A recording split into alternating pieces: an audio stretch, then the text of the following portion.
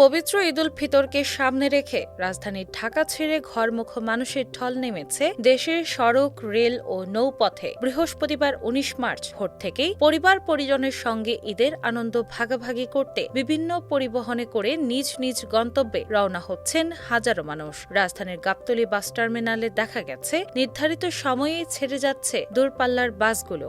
এতে যাত্রীদের মাঝে কিছুটা স্বস্তির লক্ষ্য করা গেলেও ভাড়া নিয়ে অসন্তোষের কথাও শোনা গেছে। অনেক যাত্রী অভিযোগ করেছেন নির্ধারিত ভাড়ার চেয়ে বেশি টাকা আদায় করা হচ্ছে। তবে পরিবহন সংশ্লিষ্টরা এসব অভিযোগ অস্বীকার করেছেন। অন্যদিকে পরিবহন মালিক শ্রমিকরা জানিয়েছেন জ্বালানি তেল সংগ্রহে ভোগান্তির কারণে সময়মতো গাড়ি চালাতে সমস্যা হচ্ছে।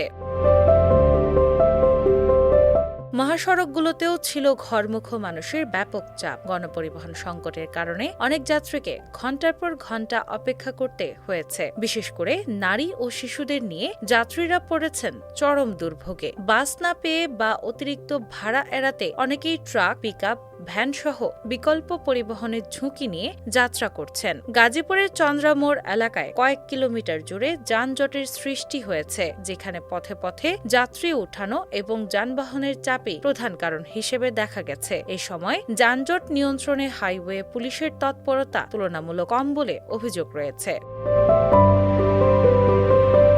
অন্যদিকে কমলাপুর রেলওয়ে স্টেশনেও ভোর থেকেই যাত্রীদের উপচে পড়া ভিড় লক্ষ্য করা গেছে। নির্ধারিত সময়ের তুলনায় কিছু ট্রেন ১০ থেকে ১৫ মিনিট দেরিতে ছেড়ে গেলেও যাত্রীরা তাতে সন্তুষ্ট থাকতে বাধ্য হচ্ছেন। সকাল থেকে কয়েকটি ট্রেন ছেড়ে গেছে রাজধানী থেকে। ঈদের আর মাত্র দুদিন বাকি থাকায় টিকিট প্রাপ্তি নিয়ে হাহাকার দেখা গেছে। অনেকেই টিকিট ছাড়াই ট্রেনের ছাদে চড়ে বাড়ি ফিরছেন। এদিকে বগুড়ায় সান্তাহারের নীলসাগর এক্সপ্রেস ট্রেন দুর্ঘটনার কারণে কিছু যাত্রীকে অতিরিক্ত ভোগান্তি পোহাতে হচ্ছে। অনেকেই স্টেশনে দীর্ঘ সময় অপেক্ষা করছেন। তবে রেল কর্তৃপক্ষ ট্রান্সশিপমেন্টের মাধ্যমে যাত্রীদের গন্তব্যে পৌঁছানোর ব্যবস্থা করছে বলে জানিয়েছে।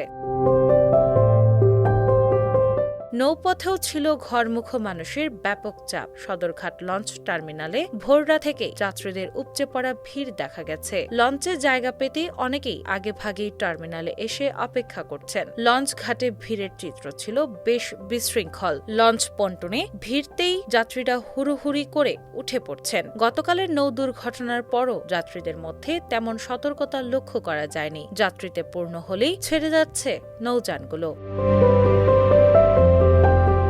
তবে যাত্রীরা বলছেন কিছুটা কষ্ট হলেও প্রিয়জনদের সঙ্গে ঈদ উদযাপনের আনন্দই সবচেয়ে বড়। অনেকেই তুলনামূলক আরামদায়ক হওয়ায় লঞ্চ ভ্রমণকেই বেছে নিচ্ছেন। যদিও ভাড়া নিয়ে যাত্রীদের মধ্যে রয়েছে মিশ্র প্রতিক্রিয়া। সব মিলিয়ে এবারের ঈদ যাত্রায় একদিকে যেমন রয়েছে স্বস্তির কিছু দিক, অন্যদিকে রয়েছে ভোগান্তি ও অনিয়মের চিত্র।